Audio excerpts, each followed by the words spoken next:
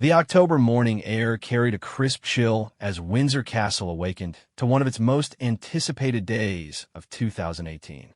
Princess Eugenie Victoria Helena of York stood before the tall windows of her preparation room, watching the early crowds already gathering beyond the castle gates.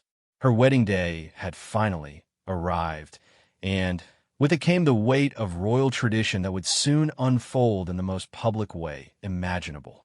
Inside the castle walls, a carefully orchestrated ballet of preparations was already in motion. The princess's wedding dress, designed by Peter Pilato and Christopher DeVos, hung pristinely in her chamber.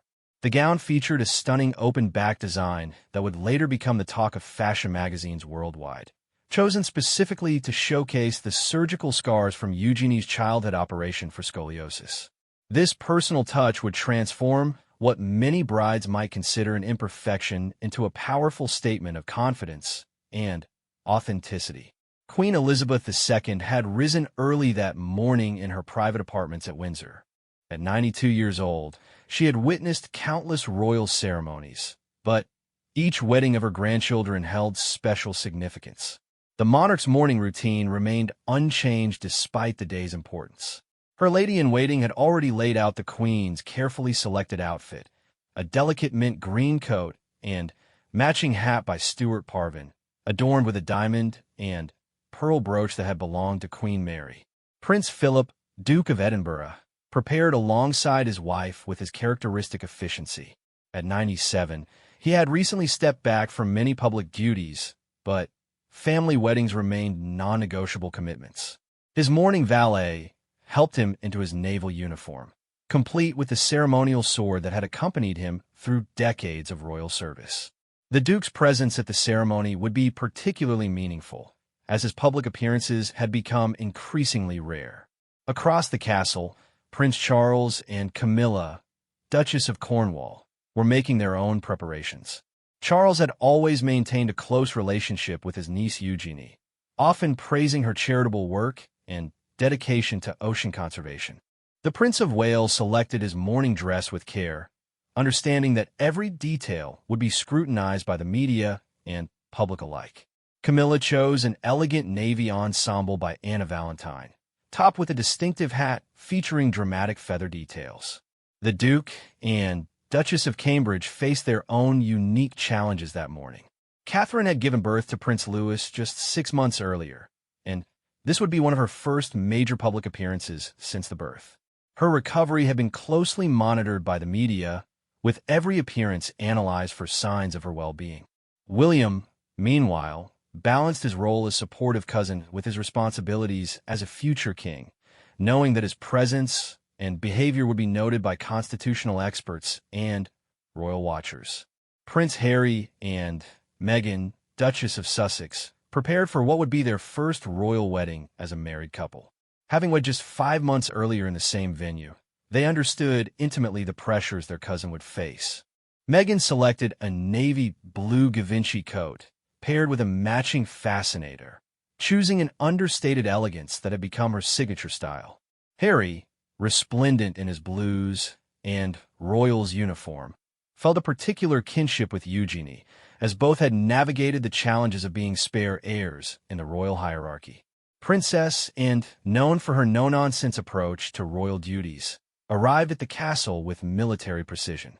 The Princess Royal had always been one of Eugenie's favorite aunts, sharing a love for equestrian sports and straightforward conversation. Anne's choice of a striking teal outfit with coordinating hat demonstrated her understanding of royal protocol while maintaining her distinctive personal style. The extended royal family gathered throughout the castle's various apartments, each dealing with their own preparation rituals. The Duke of York, Eugenie's father, spent considerable time ensuring every detail met his exacting standards. Andrew had been intimately involved in the wedding planning, determined that his daughter's day would be flawless despite the challenges his own public image had faced in recent years. Sarah Ferguson, Duchess of York, navigated the delicate balance of her position as mother of the bride while being divorced from the groom's father. Her relationship with the royal family remained complicated, but maternal love transcended any past difficulties. She selected a navy and green outfit by Emma Louise design, understanding that her appearance would generate significant media attention and commentary. The atmosphere throughout Windsor Castle buzzed with controlled excitement. Staff members who had served the royal family for decades recognized the particular energy that accompanied such occasions. The combination of personal celebration and public duty created a unique tension that could be felt in every corridor and preparation room. Security teams had been coordinating for months, ensuring that the day would proceed smoothly despite the international media attention. The guest list included celebrities, European royalty, and personal friends, creating security challenges that required careful planning and execution.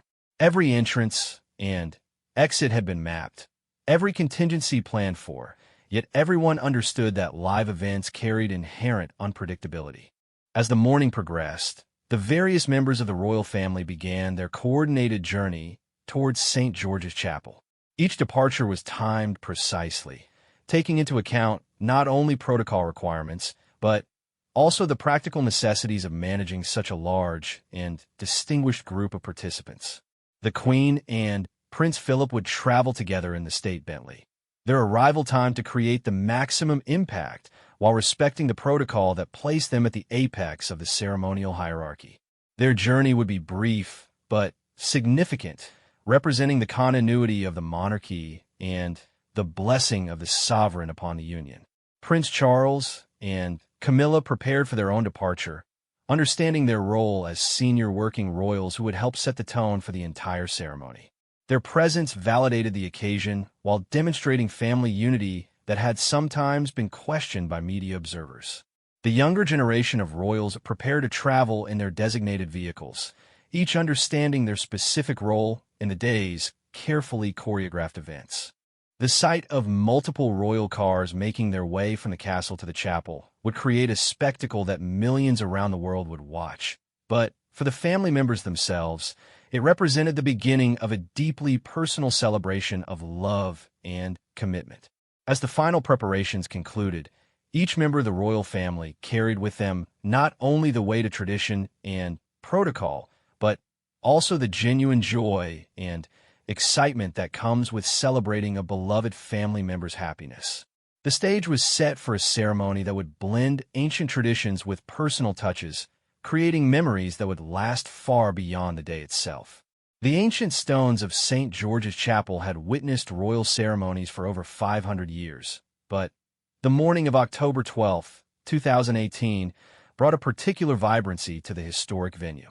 Crowds of well-wishers lined the long walk leading to Windsor Castle, their cheers echoing across the grounds as the first royal vehicles began their procession from the castle to the chapel.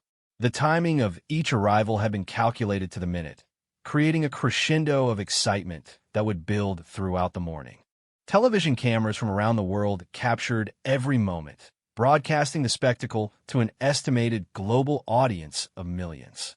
The tradition of royal weddings as public celebrations meant that this deeply personal moment for Princess Eugenie and Jack Brooksbank would unfold under the intense scrutiny of international media. Princess Anne arrived first among the senior royals, stepping from her official car with the characteristic brisk efficiency that had defined her public service for decades. The Princess Royal acknowledged the crowds with a brief wave before making her way into the chapel, her teal outfit creating a striking silhouette against the ancient stone architecture. Her early arrival served a practical purpose, allowing her to greet other family members and guests as they entered. The Duke of York arrived with visible emotion, the pride of a father evident in his bearing as he prepared to walk his daughter down the aisle. Andrew's navy morning suit was impeccably tailored, and despite any personal challenges he might have faced, this day belonged entirely to his daughter's happiness.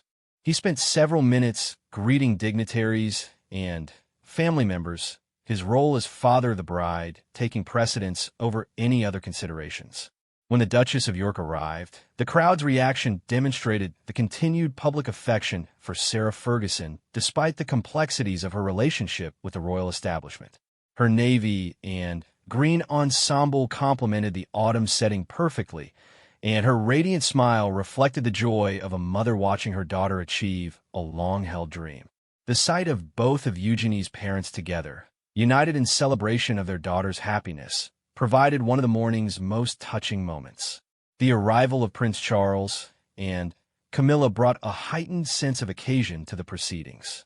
As the heir to the throne, Charles's presence validated the importance of the ceremony within the broader royal calendar.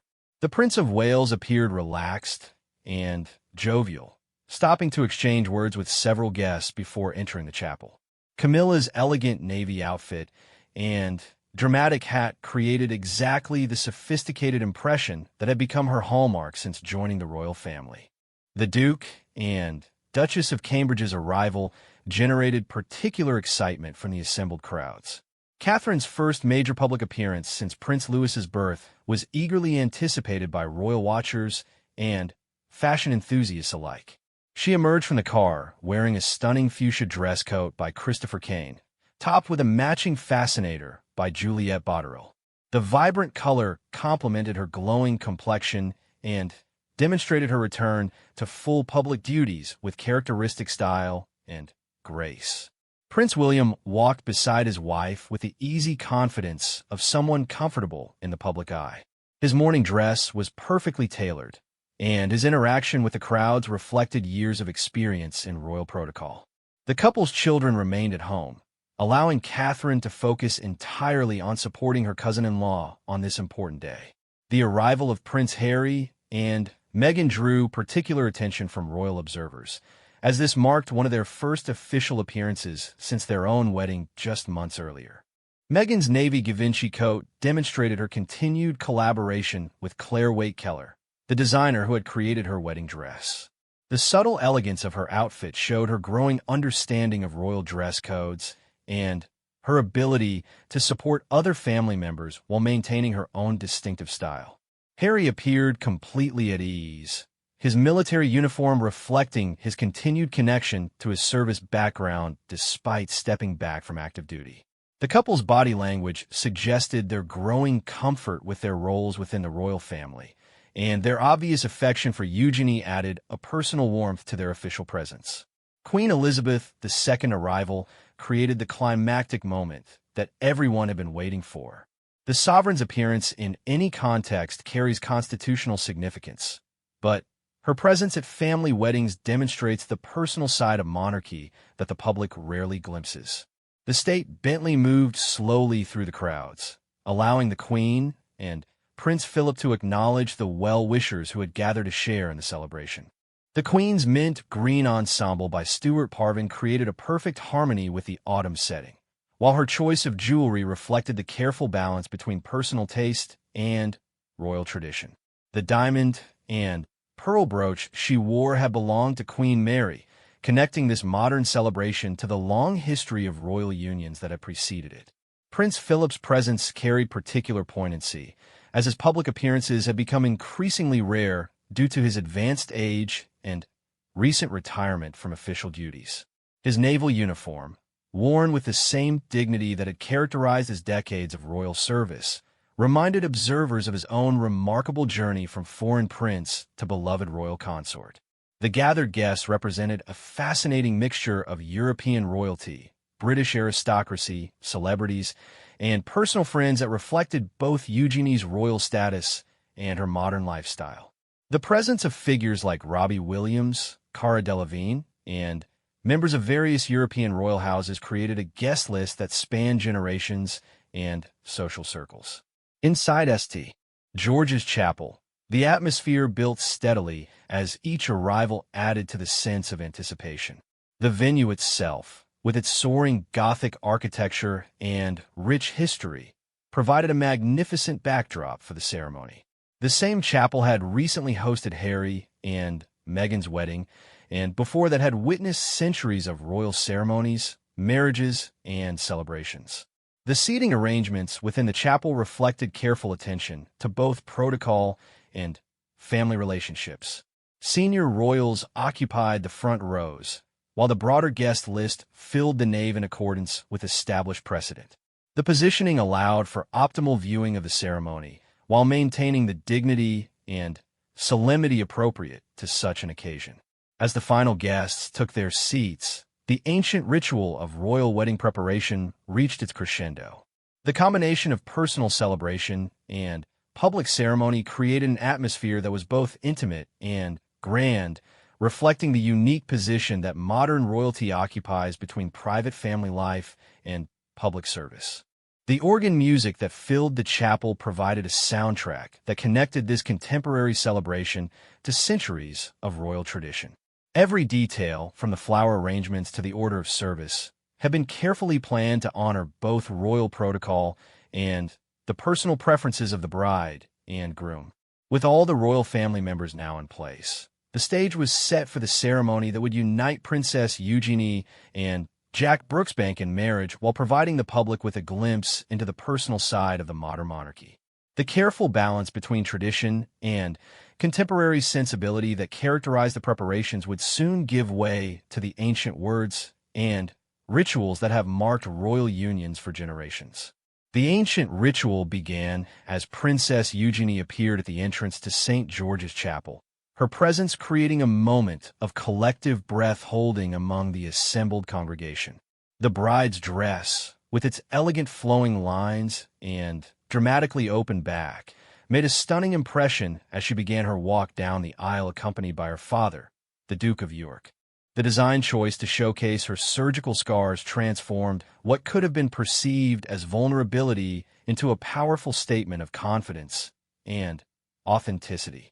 Queen Elizabeth II watched from her position in the front row with the composed dignity that had characterized her reign for over 6 decades. Yet those who knew her well could detect the subtle signs of grandmother's pride in her bearing. The Queen's relationship with Eugenie had always been particularly warm, with the princess often spending weekends at Windsor during her childhood, developing a close bond that extended far beyond formal royal protocol. Prince Philip sat beside his wife, his naval uniform impeccable despite his advanced age of 97. The Duke of Edinburgh's presence carried special significance, as his public appearances had become increasingly rare. His decision to attend his granddaughter's wedding demonstrated the continuing importance of family bonds within the royal structure, even as individual members faced the challenges of aging and changing roles. Prince Charles watched his niece's procession with visible emotion, his usual formal composure softened by familial affection. The heir to the throne had maintained close relationships with both of Andrew's daughters throughout their lives, often serving as a supportive uncle figure during challenging periods. His presence at the ceremony reinforced the family unity that sometimes faced strain from media scrutiny and public pressures. Camilla, Duchess of Cornwall, observed the proceedings with the gracious attention that had characterized her integration into the royal family. Her navy ensemble, with its dramatic feathered hat, created an elegant silhouette as she followed the ceremony's progression. The Duchess's body language reflected her growing comfort within royal traditions while maintaining her distinctive personal warmth. The Duke and Duchess of Cambridge sat with the perfect posture that years of royal training had ingrained, yet their expressions revealed genuine happiness for William's cousin. Catherine's fuchsia Christopher Kane coat created a vibrant splash of color against the chapel's ancient stones, while her attentive gaze followed every moment of the ceremony. William's familiarity with royal weddings, having experienced his own just 7 years earlier, allowed him to appreciate both the public spectacle and private emotions involved in such occasions. Prince Harry and Meghan occupied their seats with the relaxed confidence of newlyweds who understood intimately the pressures and joys of royal ceremony. Having married in the same venue just 5 months earlier, they possessed unique insight into what Eugenie was experiencing. Meghan's Navy Givenchy ensemble demonstrated her continued collaboration with a fashion house that had created her own wedding dress, while Harry's military uniform reflected his ongoing connection to his service background. Princess, and known for her straightforward approach to royal duties, watched the proceedings with the professional attention she brought to all official functions. Yet the Princess Royal's expression betrayed genuine affection for her niece, reflecting the close family bonds that often remain hidden beneath the formal surface of royal life. Anne's teal outfit provided a striking contrast to the chapel's Gothic architecture while maintaining the dignified appearance expected of senior royals. The Duchess of York, despite the complexities of her position within the royal hierarchy, glowed with maternal pride as she watched her daughter exchange vows. Sarah Ferguson's journey from royal bride to divorced mother navigating continued family relationships have been extensively documented by the media, yet this moment transcended any past difficulties. Her navy and green ensemble by Emma Louise design struck exactly the right balance between maternal significance and appropriate restraint. As the ceremony progressed through its ancient rhythms, the Archbishop of York delivered words that connected this contemporary celebration to centuries of royal tradition. The vows exchanged between Princess Eugenie and Jack Brooksbank carried the same weight, and meaning that had bound royal couples for generations, yet their personal touches reflected modern sensibilities about marriage and partnership. The musical selections enhanced the ceremony's emotional impact, with performances that ranged from traditional hymns to contemporary pieces that reflected the couple's personal taste. The chapel's magnificent acoustics, developed over centuries of royal services, carried every note to the assembled congregation with crystalline clarity. The combination of ancient venue and carefully chosen music created an atmosphere that was both timeless and immediate. Queen Elizabeth II's expression during the exchange of vows revealed the depth of her emotional investment in her granddaughter's happiness. The monarch, who had witnessed countless royal ceremonies throughout her long reign, demonstrated that familial love transcended even the most formal protocol. Her subtle nods of approval and barely perceptible smiles provided those observant enough to notice with glimpses into the personal side of sovereignty. The presence of international media, broadcasting the ceremony to millions worldwide, created a unique dynamic that balanced private family celebration with public spectacle. The royal family members had long since learned to navigate this complex environment, where genuine emotion must coexist with awareness of global scrutiny. Their ability to maintain authenticity while fulfilling public expectations demonstrated the sophisticated understanding of their roles that characterized the modern monarchy. The moment when Princess Eugenie and Jack Brooksbank were pronounced husband and wife created a wave of joy that was visible throughout the congregation. The bride's radiant smile, reflected in her new husband's expression, captured the essence of personal happiness that made royal weddings so compelling to public audiences. The transformation from princess to married woman, accomplished through ancient ritual in a magnificent setting, represented both personal milestone and constitutional moment. The signing of the register provided a brief interlude that allowed the immediate family to gather around the couple in a more intimate setting within the chapel's altar area. This moment, partially shielded from public view, offered the royal family a few minutes of relative privacy to congratulate the newlyweds and share personal emotions away from the camera's constant attention. As the ceremony concluded and the newly married couple prepared to process back down the aisle, the assembled royal family prepared for their own carefully choreographed exit from the chapel. Each member understood their role in the post-ceremony activities, which would include the carriage procession through Windsor streets and the private reception that would follow. The combination of personal joy and public duty that characterized the entire ceremony reached its crescendo as the newlyweds began their recessional. The sight of Princess Eugenie, now Mrs. Jack Brooksbank, walking back down the aisle with her new husband created a moment of pure celebration that transcended protocol and procedure. The royal family members, each having played their part in witnessing and blessing this union, prepare to transition from ceremony participants to celebration guests. Their exit from St. George's Chapel would mark not an ending, but a transformation, as the formal ceremony gave way to the more relaxed atmosphere of family celebration that would characterize the remainder of the wedding day. The moment Princess Eugenie and Jack Brooksbank emerged from St. George's Chapel as husband and wife marked the beginning of one of the most spectacular royal processions in recent memory.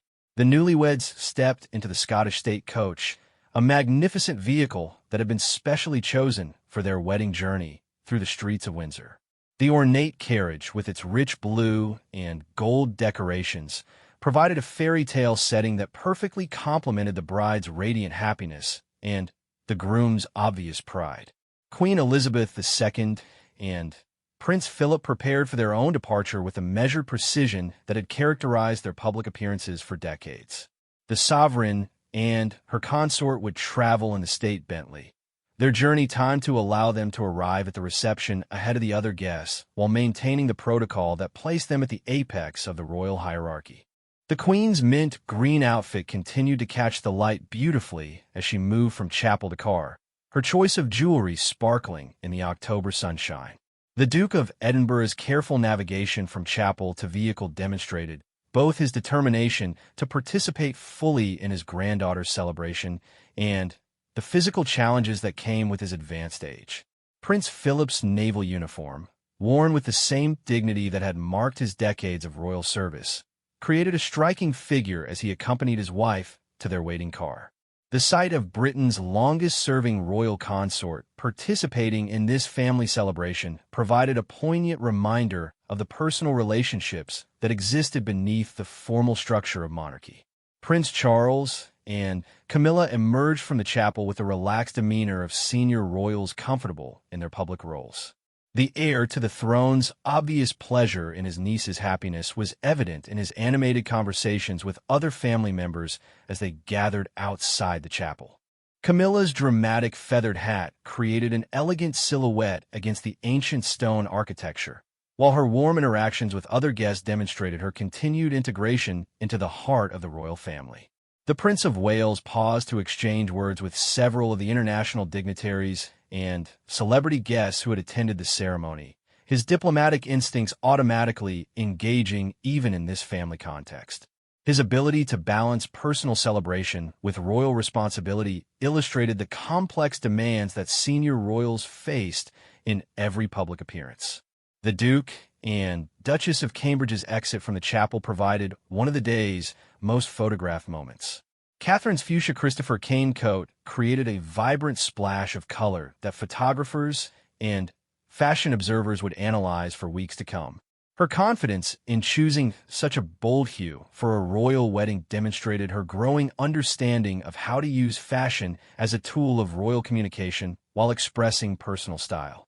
Prince William's easy interaction with the crowds gathered outside the chapel reflected his years of experience in royal protocol and his genuine affection for his cousin Eugenie. The future king's ability to project both approachability and dignity had been honed through decades of public appearances, and his presence at the wedding reinforced the family unity that characterized the modern royal approach to public life. The couple's decision to leave their young children at home for this celebration allowed them to focus entirely on supporting Eugenie and Jack while fulfilling their own royal duties. Their relaxed body language and obvious enjoyment of the proceedings demonstrated their growing comfort in their roles as senior working royals. Prince Harry and Meghan's emergence from the chapel drew particular attention from royal watchers, as their own wedding in the same venue, just 5 months earlier, remained fresh in public memory. The Duke and Duchess of Sussex moved through the post-ceremony activities with the confidence of royals who understood intimately the pressures and procedures involved in such occasions. Meghan's navy Givenchy ensemble continued to impress fashion critics with its sophisticated simplicity, while her comfortable interaction with other royal family members demonstrated her successful integration into the family structure. The sight of Harry and Meghan supporting another family wedding so soon after their own provided evidence of the close bonds that existed between the younger generation of royals. Harry's military uniform and relaxed demeanor reflected his continued connection to his service background while embracing his role within the royal hierarchy. His obvious pleasure in his cousin's happiness added a personal warmth to the formal proceedings that resonated with observers who had followed his own journey to marital contentment. Princess Anne's exit from the chapel carried the brisk efficiency that characterized all her public appearances. The Princess Royal's teal outfit continued to provide a striking contrast to the chapel's Gothic architecture, while her interaction with other family members revealed the warmth that often remained hidden beneath her professional exterior. Anne's long experience in royal protocol made her a steadying presence during the complex logistics of managing such a large family gathering. The Duchess of York's navigation of the post-ceremony activities required particular delicacy, given her complex position within the royal hierarchy. Sarah Ferguson's obvious maternal joy transcended any protocol considerations, and her interaction with other family members demonstrated the personal relationships that had endured despite past difficulties. Her navy and green Emma Louise design outfit struck exactly the right balance between maternal significance and appropriate restraint. The extended royal family, including various cousins, in-laws, and connections, created a fascinating display of modern monarchy in action. Each member understood their specific role within the broader family structure, yet their individual personalities and relationships added layers of complexity to what might otherwise have been a purely ceremonial occasion. The international guests, including members of European royal houses and celebrity friends of the couple, added an extra dimension to the proceedings that reflected Princess Eugenie's position at the intersection of traditional royalty and contemporary society. Their presence demonstrated the couple's ability to maintain connections across different social circles while respecting royal protocol and family traditions. The coordination required to manage the departure of such a distinguished group of participants showcased the behind-the-scenes planning that made royal events appear effortless to public observers. Security personnel, protocol officers, and castle staff worked seamlessly to ensure that each family member reached their designated transportation while maintaining the dignity and timing that such occasions demanded. The sight of multiple royal vehicles departing St. George's Chapel created a spectacle that harked back to centuries of royal tradition while incorporating modern elements that reflected contemporary royal life. Each car carried passengers who understood their role within the broader narrative of monarchy, family celebration, and public service that such occasions represented. As the royal procession began its journey through Windsor's historic streets, the careful choreography that had marked every aspect of the day continued to unfold. The transition from chapel ceremony to public celebration represented another phase in a wedding day that successfully balanced ancient tradition with modern sensibility, personal joy with public duty. The royal procession through Windsor's ancient streets created a spectacle that would be remembered as one of the most joyous public celebrations in recent royal history.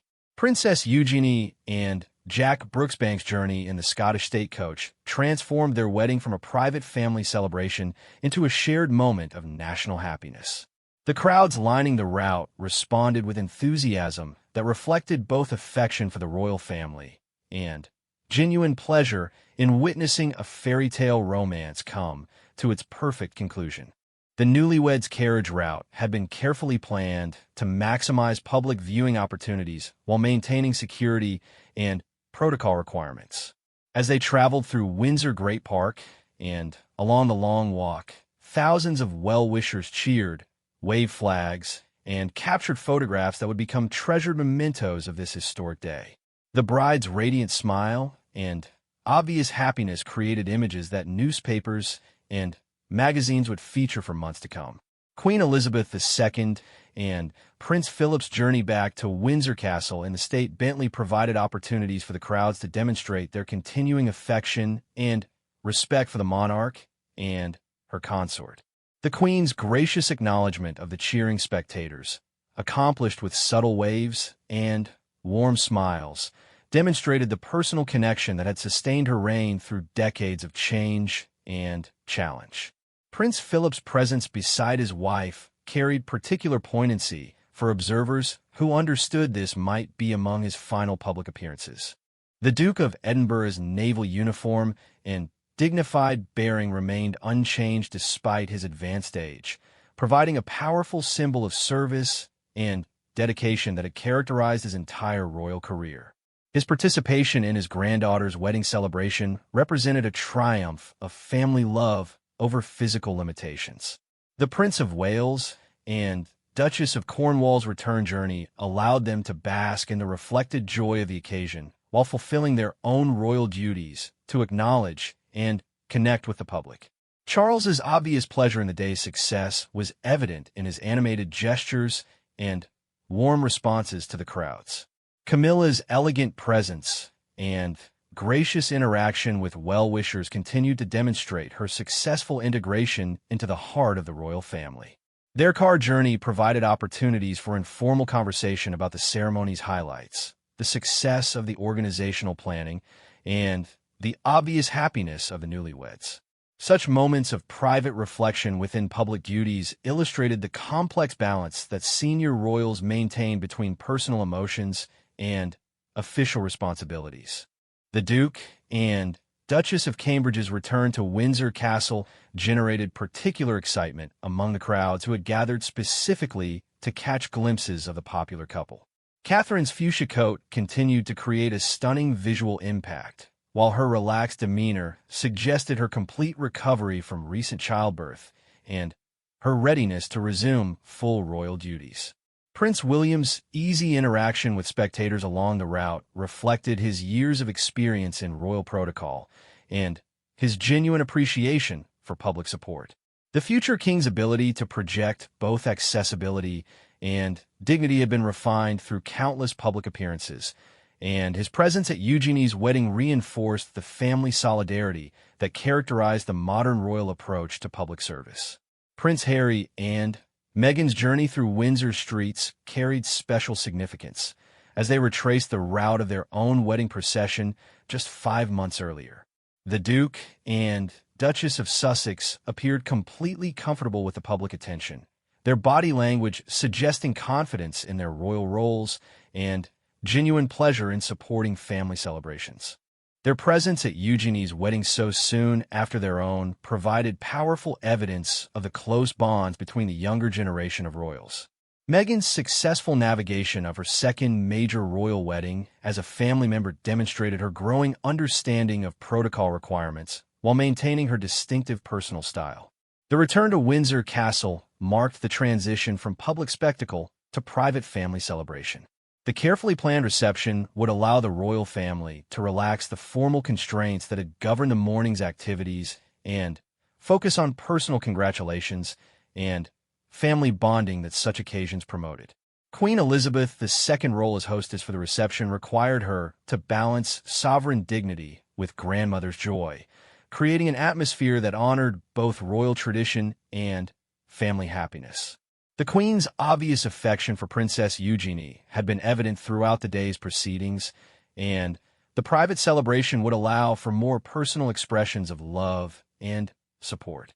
The reception venue at Windsor Castle had been decorated to reflect both royal grandeur and the couple's personal taste, creating an environment that successfully merged tradition with contemporary sensibility.